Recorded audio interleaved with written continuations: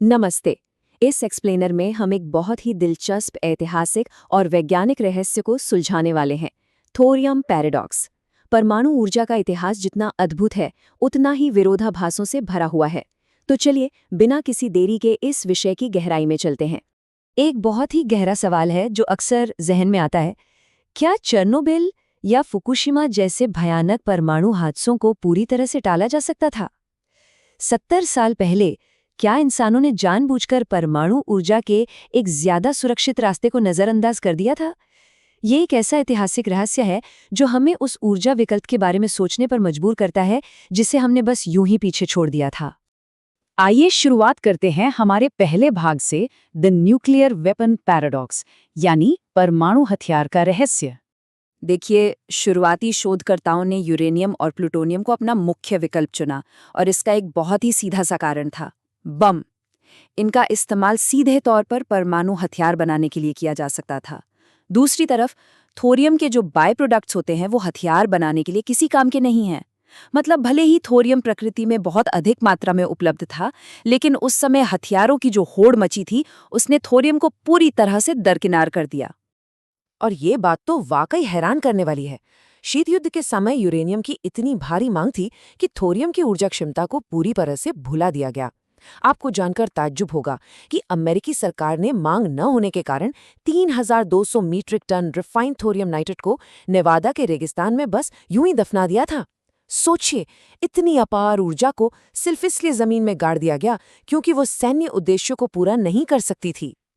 अब आते हैं दूसरे भाग पर, थोरियम, एक बेहतर विकल्प। अगर हम थोरियम के एनर्जी डेंसिटी या ऊर्जा घनत्व की बात करें तो इसके आंकड़े सच में अविश्वसनीय हैं। अंदाजा लगाइए, सिर्फ 1 टन प्राकृतिक थोरियम 35 टन एनरिच्ड यानी संवर्धित यूरेनियम के बराबर ऊर्जा पैदा कर सकता है। और अगर प्राकृतिक यूरेनियम से तुलना करें तो ये लगभग 250 टन के बराबर है। ये बिल्कुल साफ कर देता है कि ये भूली हुई धातु असल में ऊर्जा का कितना बड़ा स्रोत है। चलिए अब देखते हैं कि ये वास्तव में कैसे काम करता है। दिलचस्प बात यह है कि थोरियम अपने आप में ऊर्जा पैदा नहीं करता। रिएक्टर के अंदर थोरियम 232 सबसे पहले एक न्यूट्रॉन को सोखता है और थोरियम 233 बन जाता है। इसके बाद ये 2 बीटा डीके की प्रक्रियाओं से गुजरता है और आखिर में यूरेनियम 233 में बदल जाता है। और यही उत्पन्न हुआ यूरेनियम 233 असल में वो ईंधन है जो विखंडित होकर ऊर्जा देता है। तीसरा भाग, हाउ लिक्विड सॉल्ट वर्क्स, तरल नमक आखिर काम कैसे करता है। आइए आज के पारंपरिक लाइट वाटर रिएक्टर्स और लिफ्टर यानी LFTR की बुनियादी बनावट की तुलना करते हैं। हमारे जो आज के रिएक्टर्स हैं उनमें ठोस यूरेनियम का इस्तेमाल होता है। वो बहुत उच्च दबाव पर काम करते हैं और उन्हें ठंडा करने के लिए पानी चाहिए होता है। इसके बिल्कुल उलट, लिफ्टर अपने ईंधन को एक तरल फ्लोराइड नमक में पूरी तरह से घोल देते हैं। ये तरल रूप इस सिस्टम को स्वाभाविक रूप से सुरक्षित और कम दबाव वाला बनाता है। और सुरक्षा के लिहाज से ये 0.6 मेगापास्कल का आंकड़ा बहुत ही अहम है। इस दबाव के अंतर को आसानी से समझने के लिए ऐसे सोचिए कि लिफ्टर जिस दबाव पर काम करते हैं वो लगभग हमारे घरों में आने वाले पीने के पानी के पाइपों के दबाव के बराबर है, एकदम सामान्य। इसका सीधा सा मतलब यह है कि इसमें फुकुशिमा जैसे भयानक भाप के विस्फोट का कोई खतरा नहीं होता, क्योंकि उच्च दबाव वाला पानी वहां मौजूद ही नहीं है। आगे बढ़ते हैं चौथे भाग की ओर, द प्रॉमिस ऑफ लिफ्टर। इसके क्या क्या फायदे हैं? लिफ्टर की सुरक्षा का सबसे बेहतरीन और कमाल का उदाहरण है इसका फ्रीज प्लग। रिएक्टर के बिल्कुल नीचे एक प्लग होता है जिसे बिजली की मदद से ठंडा और जमा हुआ रखा जाता है। मान लीजिए कभी पावर फेलियर हो जाए या बिजली कट जाए तो कूलिंग बंद हो जाएगी। ऐसे में ये प्लग पिघल जाएगा और सारा तरल ईंधन गुरुत्वाकर्षण की वजह से नीचे एक सुरक्षित स्टोरेज टैंक में अपने आप बह जाएगा। ये एक पूरी तरह से पैसिव और फेल सेफ सुरक्षा प्रणाली है। परमाणु कचरे से जुड़ी एक बहुत बड़ी चिंता का समाधान भी लिफ्टर के पास है।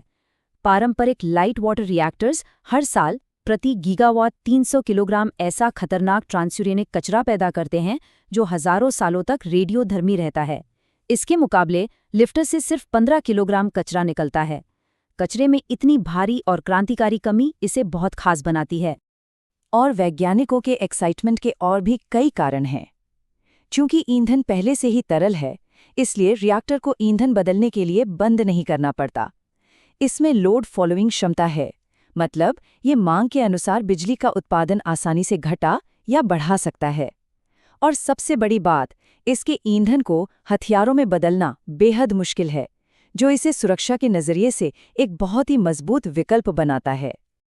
लेकिन रुकिए, कुछ चुनौतियां भी हैं। 5वां भाग, इंजीनियरिंग एंड केमिकल चैलेंजेस।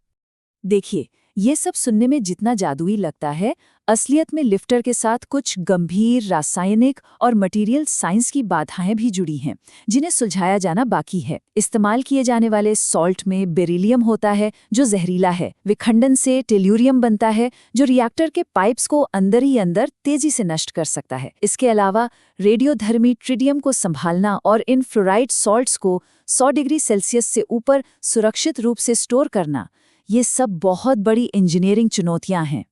और बात सिर्फ रिएक्टर के अंदर की नहीं है। हमारी पूरी परमाणु इंडस्ट्री दशकों से पानी और ठोस यूरेनियम पर आधारित है। रातों रात एक नई थोरियम अर्थव्यवस्था शुरू करने के लिए बहुत बड़े लॉजिस्टिक और वित्तीय निवेश की जरूरत है। रिएक्टर को चालू करने के लिए शुरुआत में यूरेनियम या प्लूटोनियम भी चाहिए होता है, और सच कहें तो फिलहाल इसके लिए कोई स्थापित सप्लाई चेन या बिजनेस मॉडल मौजूद नहीं है। छठा और अंतिम भाग, द ग्लोबल थोरियम रेनेसा, वैश्विक स्तर पर इसकी वापसी। इन तमाम चुनौतियों के बावजूद दुनिया भर में रेस जारी है। 2011 में चीन के प्रोजेक्ट और अमेरिका में फ्लाईबे एनर्जी की शुरुआत से लेकर 2021 में चीन द्वारा अपना 2 मेगावाट का एक्सपेरिमेंटल रिएक्टर पूरा करने तक हमने बहुत प्रोग्रेस देखी है। और अब 2024 में कोपेनहेगन एटॉमिक्स ने घोषणा की है कि वे 2026 में अपना परीक्षण करेंगे। ये साबित करता है कि लिफ्टर्स अब सिर्फ आर्काइव्स में नहीं हैं, बल्कि असल दुनिया में उतर रहे हैं। बड़े राष्ट्र इस दिशा में बहुत गंभीर कदम उठा रहे हैं। चीन की योजना 2030 तक इसका 373 मेगावाट का कमर्शियल वर्जन तैयार करने की है। वहीं भारत का तो लक्ष्य ही है कि 2050 तक अपनी 30% बिजली की ज़रूरतें थोरियम के जरिए पूरी की जाएं। थोरियम भविष्य के स्वच्छ ऊर्जा ग्रिड का एक बहुत बड़ा आधार बन सकता है। तो ये एक्सप्लेनर हमें एक बहुत ही अहम मोड़ पर लाकर खड़ा करता है। क्या हम अंततः 70 साल पुरानी एक ऐतिहासिक गलती को सुधारने और भविष्य में स्वच्छ ऊर्जा सुरक्षित करने के लिए पूरी तरह से तैयार हैं? क्या हम उस रास्ते को अपनाने के लिए तैयार हैं जिसे कभी भुला दिया गया था? ये एक ऐसा विचारोत्तेजक सवाल है जिस पर हम सबको गौर करना चाहिए। इस एक्सप्लेनर में हमारे साथ जुड़ने और इस विषय को गहराई से समझने के लिए बहुत बहुत धन्यवाद।